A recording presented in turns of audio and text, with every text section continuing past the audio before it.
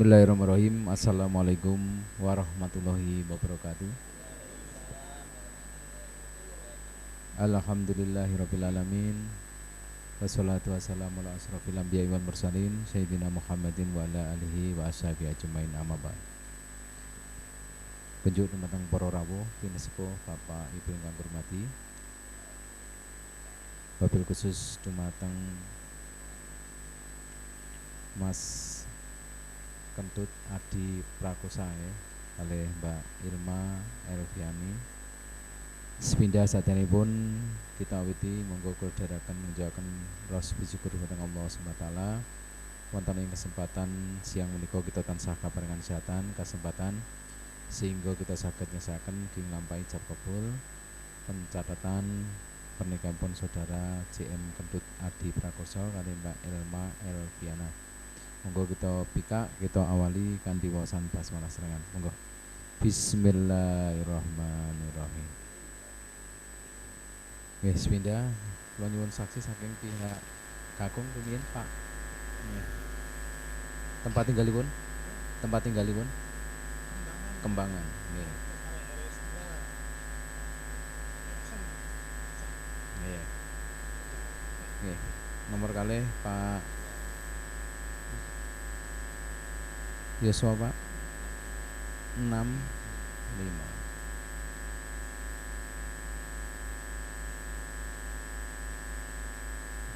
Tempat tinggalnya temut pundi Pak? Ya. Tempat tinggalnya temut Turus nggih. Turus. Nggih, menika sepindah Pak Asim, kang nuri Pak Suwarno nggih. Menika ingkang kula serat. Mangke ingkang rawuh walaupun boten kula serat naipun sami sepindah kula wasaken datanipun mangke mbok menawi wonten kang dereng leres nggih kula suruh ngleresaken sing nomere mangke ijabipun mbok menawi dereng leres nggih mangke saged saksi ngleresaken. Kula wali rumiyin saking datanipun Mas JM Kentut Adi Prakoso. Lahir Karanganyar 10 Januari tahun 1982, agama Islam, dan swasta, tempat tinggal Kembangan RT 2 RW 1 Ngasem Colomadu. Bapakipun Pak Mursyid, ibipun Bu Sofia, status sebelum nikah jejaka. Calon istri Mbak Ilma Elviani, lahir Tangerang 16 Maret tahun 1995, agama Islam. Jan Guru, tempat tinggal Nguwur RT 3 RW 6 Bali Panjang Batu Retno. Bapakipun Pak Budi, ibipun Bu Kusmiati, status perawan. Nika mangke wali orang tua kandung Pak Budi. Lahir Kuningan 17 Juli tahun 1973, agama Islam. Jan swasta, tempat tinggal Nguwur RT 3 RW 6 Bali Panjang Batu Retno. Mas kawin seperangkat alat sholat emas 16 gram dan uang 610.000 rupiah ya. Pun siap ya. Mas kawin pun siap kan ya. Nggih, pun kesane mriki Pak. Pun. Kesane mriki. Pun kesane nggih. Mangke pun. Tahan mriki. Nggih, nika dumateng saksi rumiyin Pak nggih. Datanipun sampun leres Pak nggih. Nggih, mboten ingkang tentu nggih. Monggo kita awali kanthi wawasan syahadat istighfar. Mangke dalem rumiyin terus sareng nggih, saneng Pak nggih. Lho, diawali riyen. Bismillahirrahmanirrahim. Monggo. Asyhadu an la ilaha illallah wa asyhadu anna Muhammadar Rasulullah. Astaghfirullahaladzim. Astaghfirullahaladzim. Astaghfirullahaladzim. Nggih, menika Mas JM Ketut Adi Prakoso nggih kalih Mbak Ilma Elviani. Kula ikrarke kali saksi nggih. Mangke kula tangmati dijawab kanthi ikhlas kersane sesake nggih. Mas JM Ketut Adi Prakoso nggih. Yen badhe musri Mbak Ilma Elviani. Leres to Mas? Nggih. Sampun dipun galih pun dipikir tenan. Pun, boten paksaan niki. Boten kosong nggih. Boten kepeksa niki. Diniati insyaallah untuk ibadah nggih selamanya nggih. Kewajiban sebagai suami siap.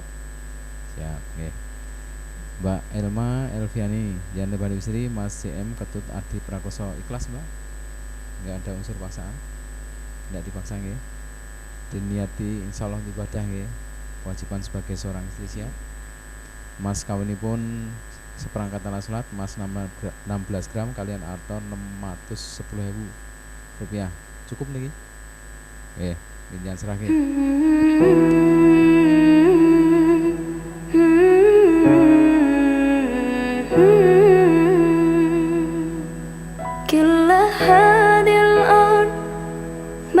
في مساحة لو نعيش بلا سماحة وانت عايزنا بحب لو تضيق الأرض نسكن كالجل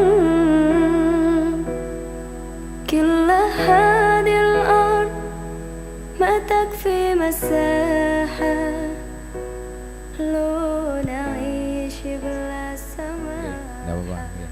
Nggih, mboten napa, mungkin diserahke nggih. Dipoto kan iki tak serahke ngono nggih. Nggih. Ngoten nggih. Nggih, nika dumateng Pak Budi nggih Pak nggih. Menika hak panjenengan minangka wali nggih. Mangke badhe panjenengan lampahi piyambak nggih. Insyaallah mangke khotbah. Kula napa langsung jenengan? Khotbahipun. Kula, nggih. Nggih. Nggih, mangke kula wae khotbah, mangke dipun lampahi ijab kabul saking wali piyambak nggih. Kula mulai bismillahirrahmanirrahim. Mas CM Ketut Adi Prakoso nggih. Kalian Mbak Ilma Elviani. Hari ini hari Ahad tanggal 6 Oktober 2019. Tengah ujung kula ikrarke kali saksi nggih. Intinya bahwa pernikahan panjenengan hari ini sudah sama-sama ikhlas nggih, tidak ada unsur paksaan dari pihak manapun. Dan hari ini nggih saudara sudah ikhlas akan melangsungkan suatu akad nikah. Monggo nggih, karena ini komitmen panjenengan nggih, kesepakatan panjenengan berdua. Intinya nikah adalah ikatan lahir batin antara seorang suami istri dengan tujuan yaitu membentuk rumah tangga yang bahagia, kekal dan berdasarkan ketuhanan Maha Esa nggih. Tujuan nikah panjenengan niku nggih, monggo diingat-ingat bahwa nikah hari ini nggih niatnya adalah membentuk rumah tangga yang bahagia dan kekal.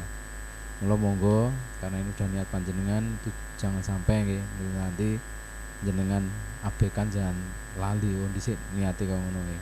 Yang kedua, kemarin saya sudah memberikan PR nggih mencari kewajiban suami istri, sudah dibaca nggih. Siap nggih? Ya, hari ini siap untuk dilangsungkan akad nikah. Intinipun nanti saking wali badhe nglampahi piyambak nggih. Engko gandeng Mas kawin pun enten serahke sik kene dokumentasi.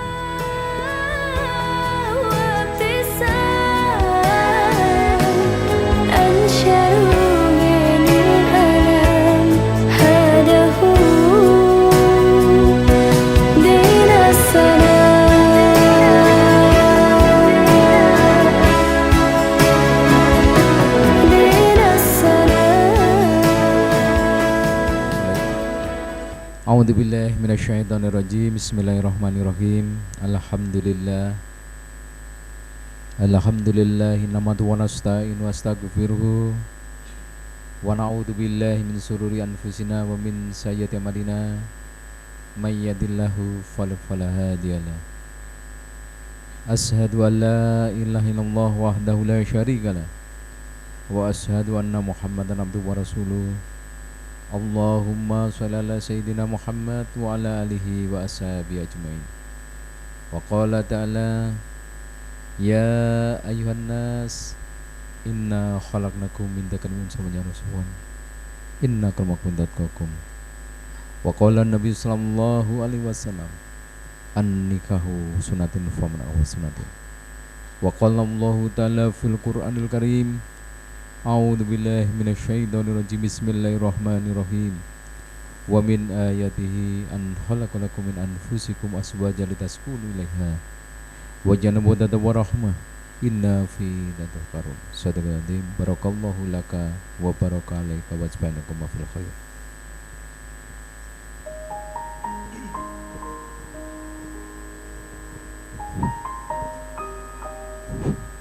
Bismillah. Bismillahirrahmanirrahim. Asyhadu an la ilaha illallah wa asyhadu anna Muhammadar Rasulullah. Astaghfirullahalazim. Astaghfirullahalazim. Astaghfirullahalazim. Ananda JM Ketub Adi Prakoso bin Mursid, saya nikahkan dan saya kawinkan anak saya Ilma Elviani denganmu dengan mas kawin seperangkat alat sholat emas 16 gram, uang Rp610.000 dibayar tunai. Saya terima nikah dan kawinnya putri Bapak untuk saya sendiri dengan mas kawin tersebut tunai.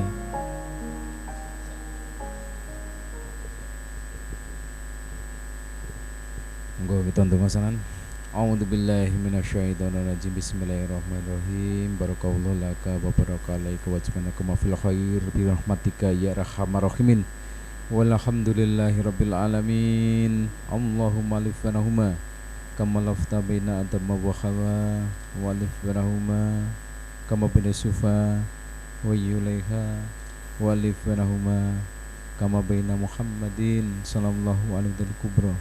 Rabbana dhalamna anfusana wa in lam taghfir lana wa tarhamna lanakunanna khasirin. Allahumma ya Allah, berkatilah kedua mempelai ini dengan kehidupan yang penuh dengan kebahagiaan, dan jadikanlah mereka keluarga yang syakinah mawaddah warahmah. Allahumma ya Allah, anugerahkan kedua mempelai ini dengan keturunan yang soleh-solihah, yang berbakti kepadamu, taat kepada orang tuanya, serta berguna bagi agama, bangsa, dan negara. Allahumma ya Allah, rahmatilah kami semua dengan kehidupan yang penuh dengan kebahagiaan sejak di dunia sampai di akhirat, dan hindarkanlah kami dari azab api neraka. Rabbana dhalamna anfusana wa in lam taghfir lana wa tarhamna lanakunanna khasirin. Rabbana atina fid dunya hasanah wa fil akhirati hasanah wa qina adzabannar. Subhanallati amma yasifun. Wassalamu alal mursalin walhamdulillahi rabbil alamin. Al-Fatihah. Alhamdulillah.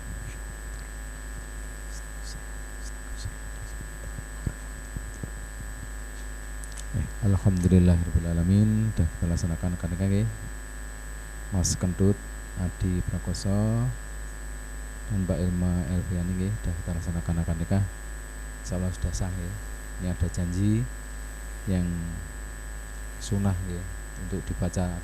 Ajeng jangan waca mboten. Janjine diwaca mboten, Mbak? Enggak usah. Nggih, mungkin tanda tangan nggih.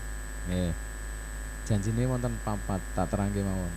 Sepindah meninggalkan istri selama 2 tahun berturut-turut nggih. Maksudipun ninggal ke istri sing niate apik. Mungkin bar niki nderah jenengan untuk tugas kerja ning luar negeri misalnya. Delalah ditugaske ning luar negeri 2 tahun ora entuk mulih nggih. Syaratnya kudu izin sing putri nggih. Yang sing putri ngolehke ya ora apa-apa, mbok 3 tahun mboten apa nggih. Yang tidak memperbolehkan ndak boleh teng perjanjian iki nggih. Sing nomor kali tidak memberi nafkah wajib 3 bulan namanya. Mulai hari ini nggih, suami sing mempunyai kewajiban mencarikan nafkah, lo ketika sehat kuat suami wajib untuk mencarikan nafkah ini. Kalau tidak mencarikan nafkah ini salah satu pelanggaran dalam pernikahan ini. Yang nomor 3 menyakiti badan atau jasmani. Yang terakhir membiarkan atau tidak mempedulikan istri 6 bulan lamanya. Jadi selain memberikan nafkah kasarane bondo dunya kok dicukupi serba turah kasarane. Kok seorang suami tidak pernah memperhatikan ratah gatake nggih. Karena kesibukan pekerjaannya itu tidak diperbolehkan.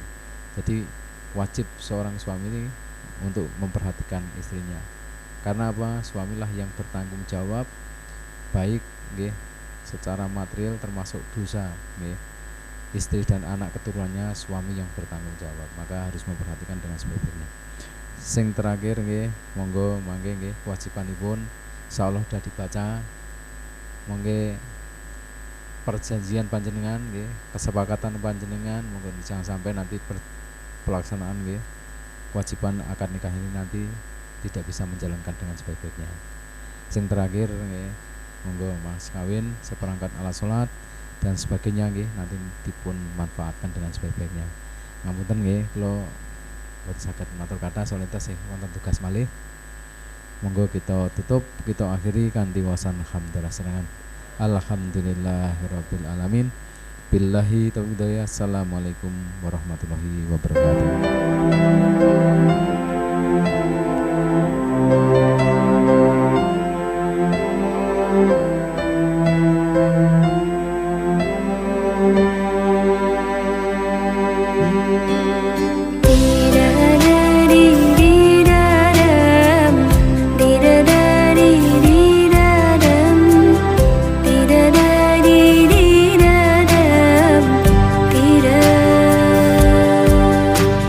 Dengan kasih-Mu ya Rabbi, berkahi hidup ini.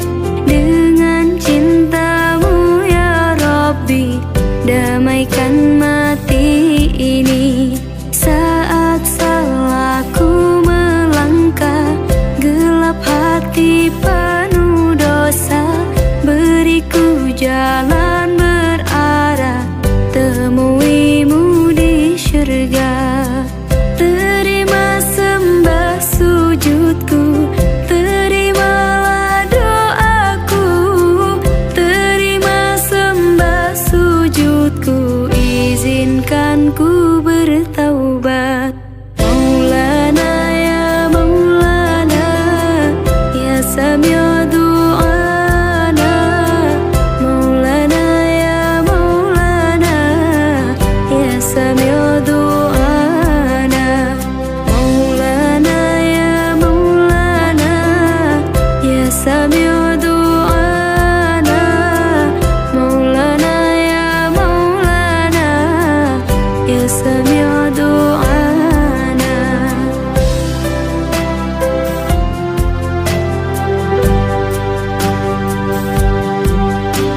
Saat salahku melangkah, gelap hati penuh dosa, beriku jalan berarah temui-Mu di syurga.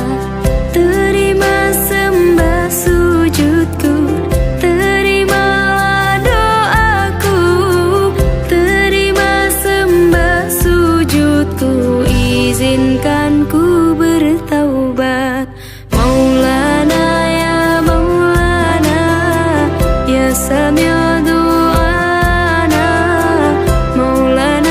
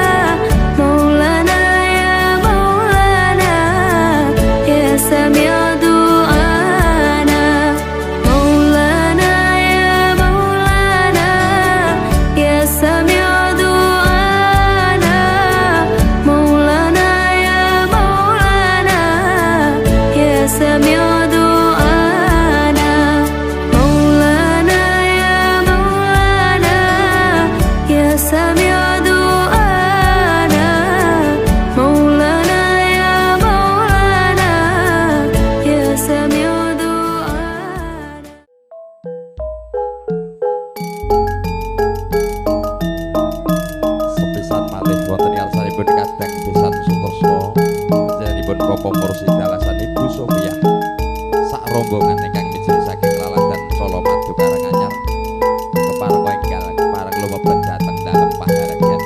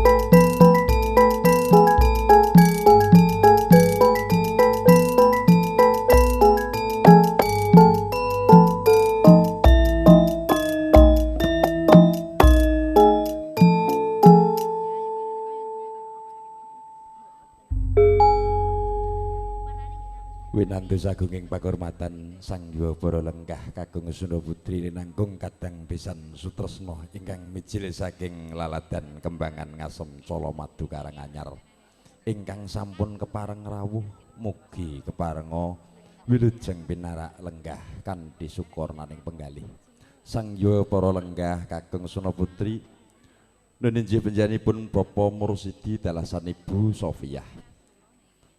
Nuninjih sampun kepareng rawuh ing mangke kepareng hanetepi jejering piyantun sepuh ingkang kepareng hanglarapaken ingkang putra pun bagus Ketut Adi Prakoso sarjana pendidik sarjana ekonomi tasih kepareng hanyandi nuninjih sengkeranipun para sepuh katitik ing ngrika lenggan punika tasih kepareng hangaturaken syarat sarana salaki rabi nuninjih kepareng hangaturaken menggah syarat sarana ingkang wonten ing laladan Wonogiri mriki katelah Ki Cantang Balung mila hawit saking punika beksan ilir tumunten badhe kapurwakan wonten ngarasanipun Bapa Jarayakun ingkang kepareng hangayati jeji bahan luhur kepareng hangaturaken syarat sarana salaki rabi mbok bilih sampun sumadya ing samukawisipun keparenga siaga ing gati sawiga ing diri hanyangkul jeji bahan ingkang sampun karakit beksan ilir tumunten katur wonten ngarsa jengandika para lenggah kakung Suna Putri wilujeng hamirsani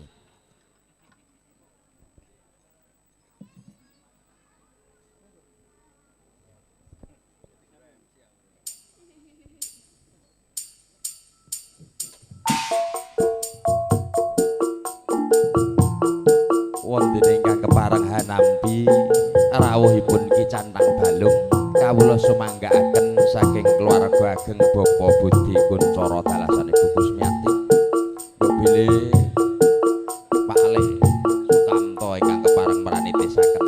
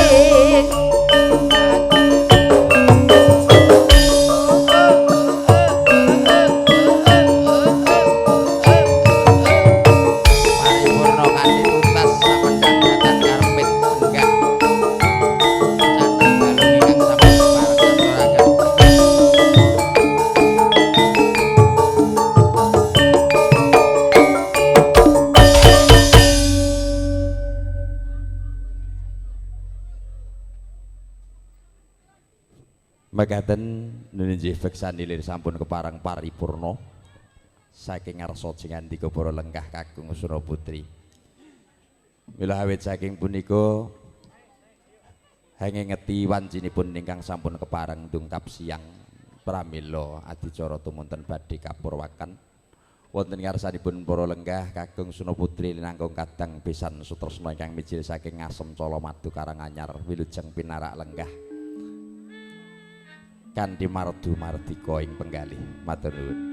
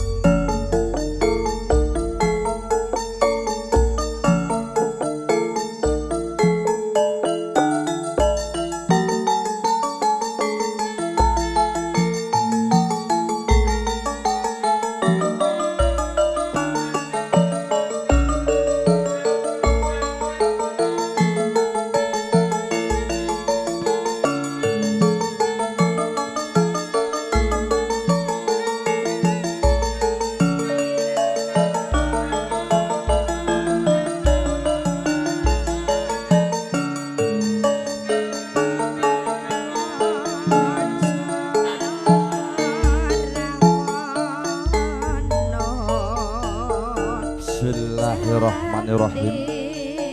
Assalamualaikum warahmatullahi wabarakatuh. Wonten ngarsanipun para bini sepuh adi sepuh ingkang satuhu pana ing pamawasa lebda ing pitutur luhur. Para pangarasaning praja tetuangganing negari ingkang tansah sinuyudan dening para kawula dasih. Para purna karya labet praja ingkang sampun wenang kadoh wahyuning kasutapan para alim, para ulama ingkang rahinten dalu swanding kitab suci wahyuning Ilahi minangka panuntun kiblating panembah ingkang hanjok ing marganing kautaman ingkang satuhu pantes sinuba ing pakurmatan dalasan ingkang tansah kawula aosi mandhaping para kadang carana madya sapantara yuswa ingkang dyah satluhur ing budi linanggung katur wonten ngarsanipun kadang besan sutresna nunjih panjenenganipun Bapa Mursidi dalasan Ibu Sofiah ing rikalenggan punika dipun pangarsanipun Bapa Sobri Santosa ahli madya ingkang satuhu pantes sinuba ing pakurmatan. Saderengipun kawula ngaturaken lajengaken matur ngarsa jengandika para lenggah kakung Sura Putri kanggo ngrumiyin kula nyuwun agunging samudra pangapunten ingkang tanpa pepindhan. Labet kula kumawantun ngadeg cumanraka wonten ngarsa jengandika para lenggah kakung Sura Putri ambuka warana handhik miniatur hawit ajrih mradapa saking keparengipun Bapa Budi Kuncara dalasan Ibu Kusmiati kinen mranitesaken lampahing tata titi laksana adi cara pawiwahan ing siang kalenggan punika. Namung saderengipun adicara kapurwakan langkung rumiyin sumangga nun panjenengan sedaya kawula dherekaken manengku puja hastawa dalasan puji sesanti kunjuk wonten ngarsa dalem Gusti Purbaning Rat nunjih Allah Subhanahu wa taala ingkang pranyata agung sih rahmatipun ingkang awujud kasarasan kabahagyan kasaenan kawilujengan sahingga panjenengan sadaya saged makempal wonten bali wismanipun Bapa Budi Kuncara gotrah kula wangsa ing laladan nguwur bali panjang batu retna nirbaya nirwikara sepen ing pambengan. Ugi kawula nyuwun donga pangestu dumateng jengandika ingkang sampun kepareng rawuh. Mugi-mugi lampahing adicara ing siang kalenggan punika wiwit purwa madya wasana nirbaya nirwikara boten wonten aral setunggal punapa. Sang Yawara lenggah kakung Suna Putri menggah menapa rantamaning adicara ingkang sampun tinata rinakit dening kula wangsa cinaket. Nuninjih adicara sepisan sasmita minangka purwakaning adicara ing mangke kepareng sinasmitan lumebeting Sri Atmaja Pinanganten Putri Nuninjih Rara Ayu Ilma Alfiyani sarjana pendidikan. Nunjih lumebeting Sri Atmaja Pinanganten Putri mangke kepareng kahapit dening pengaring Sri Atmaja Pinanganten. Nuninjih panjenenganipun Ibu Wati Hardi dalasan Ibu Wati Sutris. Paripurna pilenggahing Sri Atmaja Pinanganten Putri kalajengaken tata cara candhakipun nuninjih lumebeting Sri Atmaja Pinanganten kakung Bagus Ketut Adi Prakoso sarjana ekonomi.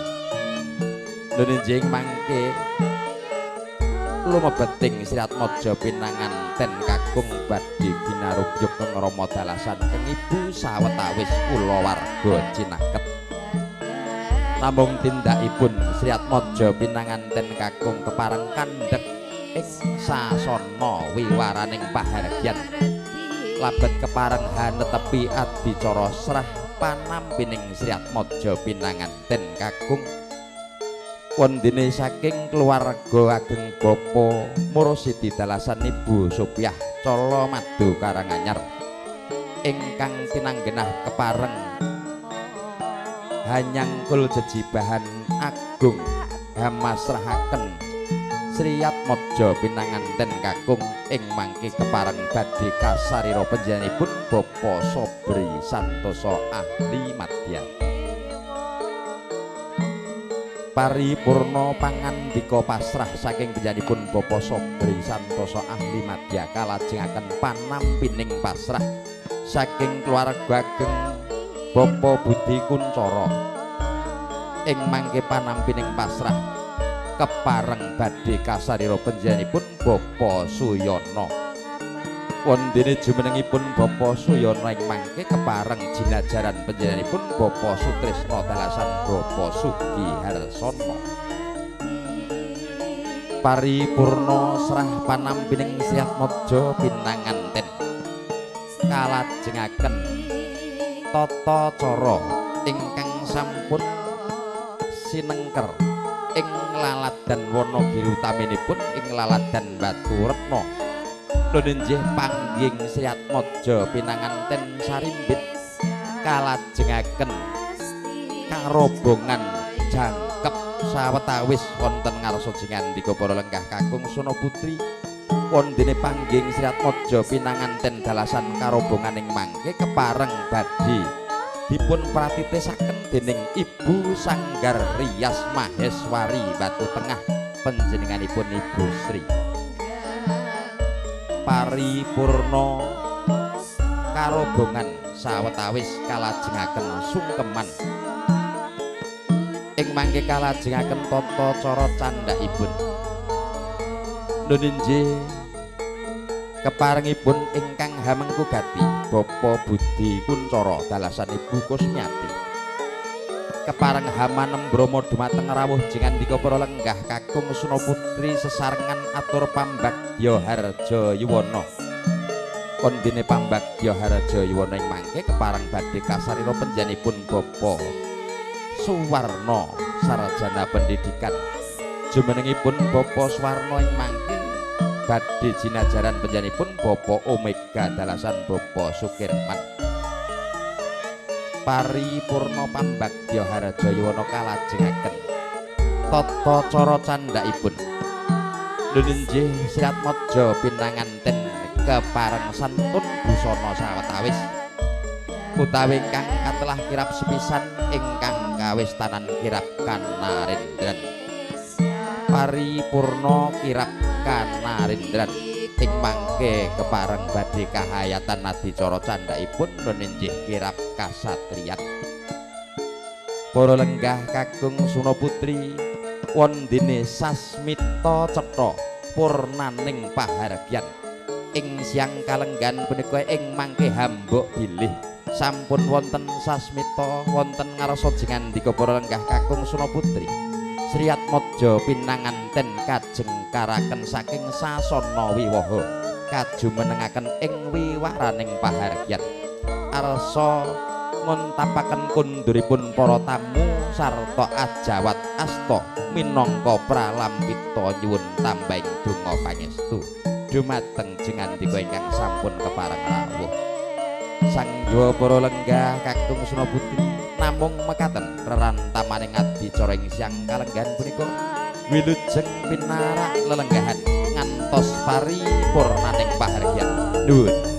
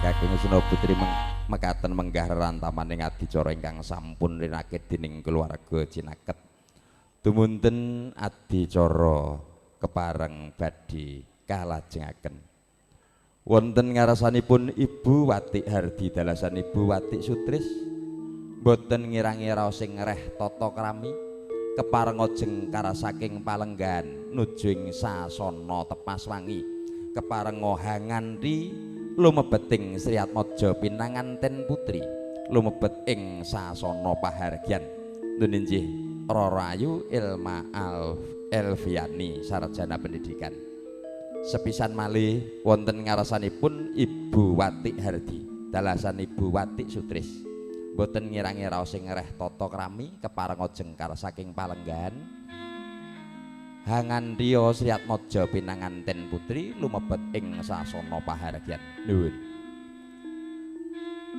nunjih mbok bilih sampun samudaya ing samu kawisipun wonten ngarasanipun Ibu Tata Rias Sanggar Maheswari Sriat Maja pinanganten putri tumunten kalebetna ing sasana pahargyan nunjih lubebeting Sriat Maja pinanganten putri kalamun ta cinandra panyayah puspita kang hamanca warna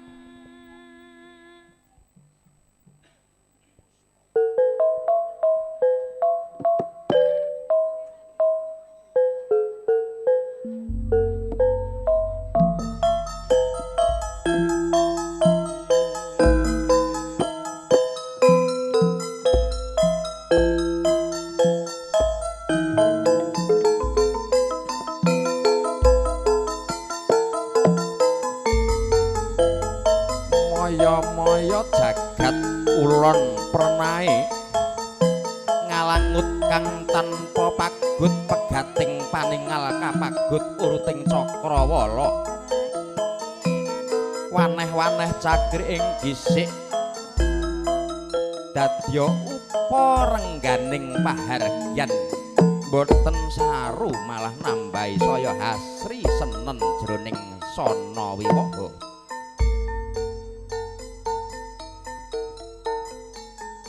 parandening mangke wonten janma titahing Gusti ingkang sarating ngasoraken sarating Hyang Pratangga Pati nenggih Rara Ayu Ilma Elviani sarjana pendidikan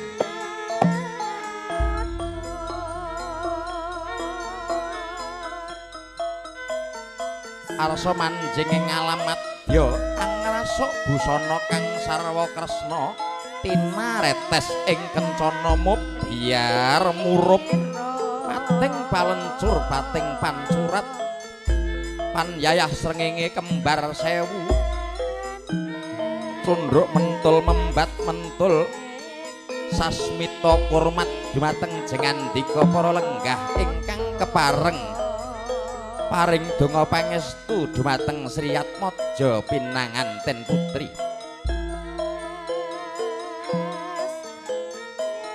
Sekar Meladiri Nunce kaukeling pamidangan mongko kadya ping samirana hangambar kongas gandaning antya prapteng panguraan kahabet dening pengaring Sri Atmaja Pinanganten Putri nunjih panjenenganipun Ibu Wati Hardi dalasan Ibu Wati Sutris pantes to lamun kinarya pangapiting Sri Atmaja Pinanganten labet pushana tepi putri kang puputri perkawis pepuntone dadya sareh sumeleh kanang raos mila pantes to lamun kinarya pangaring Sri Atmaja Pinanganten Putri dasar piyai kang wis mungkur lebda ing samukawis tumuju sasana ingkang sampun timunuju nenenjih ing kursi rinengga lenggah Sang Sri Atmaja Pinanganten kapitetesaken dening Tata Sanggar Rias Maheswari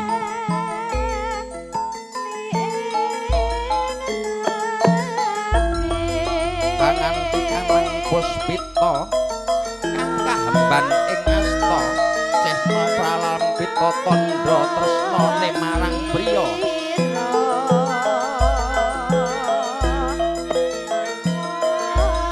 lenggah regu rongeh penggaling Sri Atmaja Pinanganten labet kepareng Pangeran Tata Adi laksana ingkang kepareng lumampah ing rahinten kalenggan mangke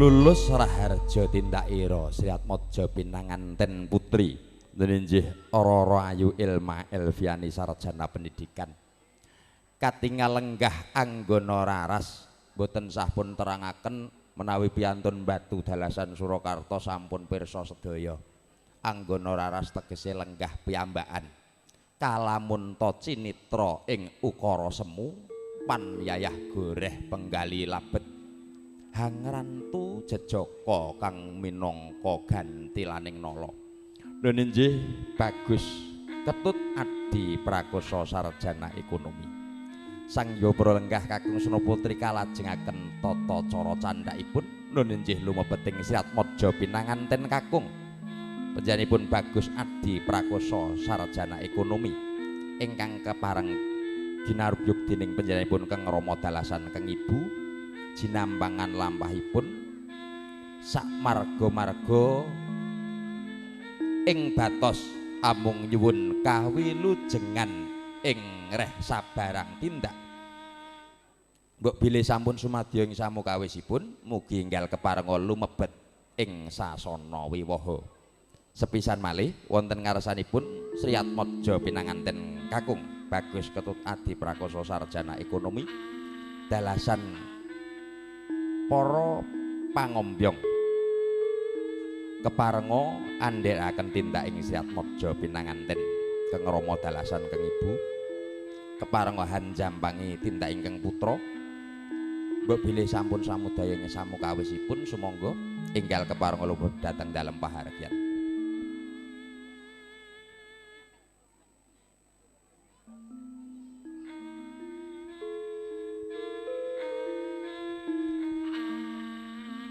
Nyebar godhong kara kasusu nggih selak napa dene para lenggah kaking Swana Putri sampun siaga ing gati saweg ing diri nunjih Sri Atmaja pinanganten kakung tindakira Sri Atmaja pinanganten kakung ing batos hamung nyuwun kawilujengan.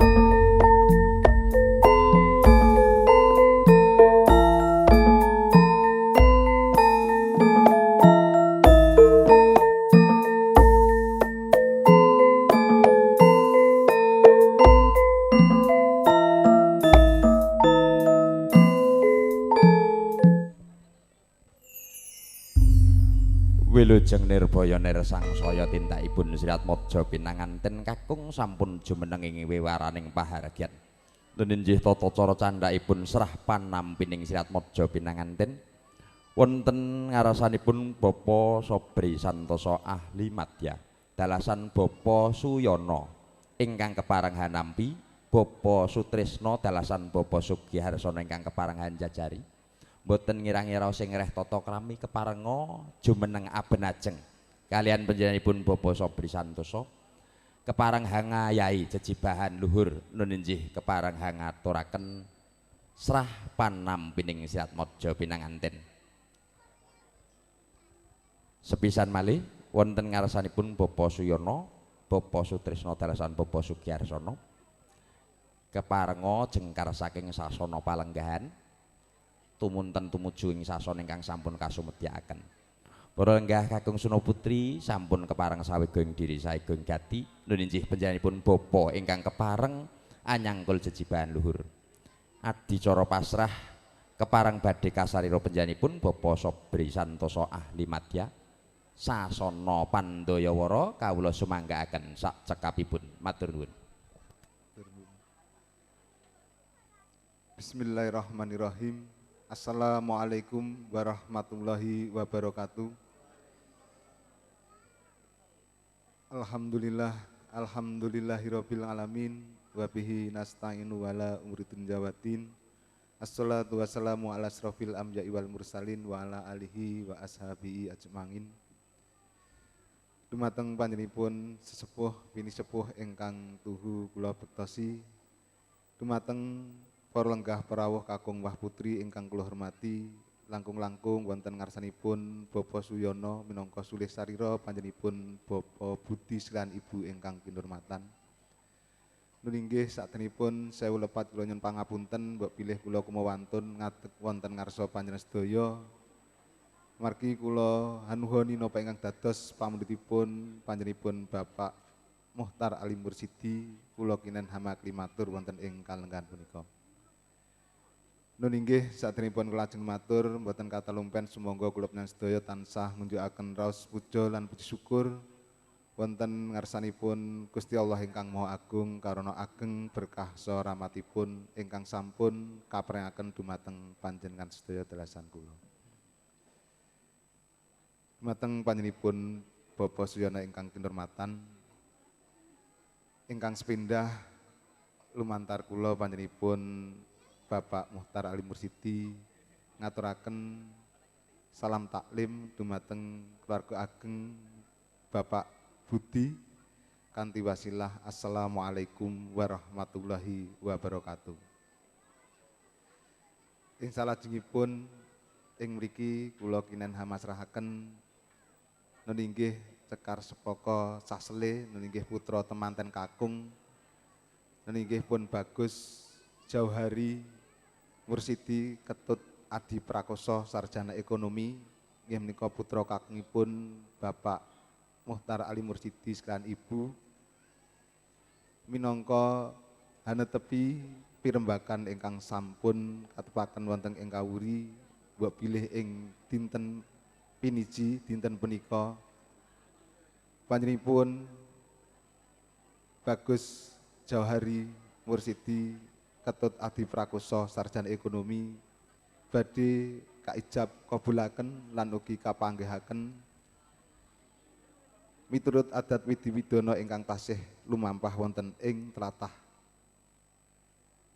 Baturetna Wonogiri mriki kalian Roro Ayu Ilma Elviana sarjana pendidikan Islam inggih menika putra putranipun Bapak Budi sekalian ibu kanthi menika kanthi atur bismillahirrahmanirrahim putra temanten kakung kula pasrahaken wonten ngarsanipun Bapak Budi sekalian ibu.